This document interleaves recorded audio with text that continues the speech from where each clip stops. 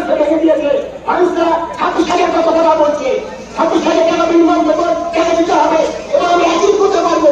অনেক সময় মনে হয় যে আন্দোলনের মধ্যে যে কতটা পারবো কতটা পারবো না। আমার সামনে শিক্ষা আছে যে ফ্লো লেভেল বেতন সেই মানবিক কথা হলো। এখন ওরা বলছে যে কোনের মতো বলছে যে ফ্লো লেভেল যারা আছে বেতন ঠিক করে দেবে। এই কোর্টগুলো মানুষ হয়ে যায়, সেই ইউনিয়ন করতে পারবেন না। সেই ইউনিয়নগুলো এখন এপ্রিল মাসের মধ্যে সমস্ত ইউনিয়নকে এই ফর্ম ফিল আপ করতে হবে। রাজ্য সরকার যারা মুখামুখ না, কিন্তু তারা সার্কুলার দিয়ে দিয়েছে, বলে ভাবে আমাদের মন্ত্রী তিনি সার্কুলার দিয়ে দিয়েছে। এরা বলেছে যে যারা এই ফর্ম ফিল আপ করবেন সম্পাদক এবং যোগ্যতা এই দুটো কোন জায়গায় সঙ্গে থাকতে পারবে না। আপনি ভাবুন তো দুর্গা পশ্চিমে সঙ্গে যিনি অত সামনে হয়েছে তিনি যদি ইউনিয়ন হয়ে থাকেন তিনি সেখানে থাকতে পারবেন না। এটা ভাবা পারে নাকি? এটা করে মতো করছে এবং তাকে ইমপ্লিমেন্ট করছে না।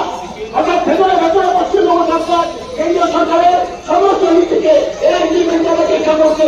এই বিল ফেরত হবে আমাদের যে কর্মসূচি আমাদের আছে তাকে সচেতন করতে হবে এবং আগামী দিনে নতুনের পরে নতুন শেষ হয়ে যাবে না। আমি জানি এটা কাজ কি করেছে যে সংবিধান দূষণ ঐক্যবদ্ধ ভাবে ভারতবর্ষে একটা নূতন ইতিহাস তৈরি করবে।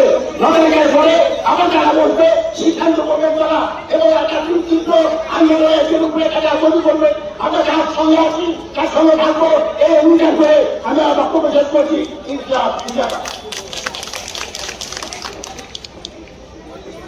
এখন বলবেন আজকে যারা এখানে উপস্থিত আছেন সকলকে আমি ইউসিবির পক্ষ থেকে অভিনন্দন জানাই আজকের এই মহামিছিলে অংশগ্রহণ করার জন্য। এবং আগামী 9 জুলাই যে সারা ভারত সাধারণ ধর্মঘটের ডাক দেওয়া হয়েছে তাকে সফলভাবে করে তোলার জন্য আজকের এই সভা।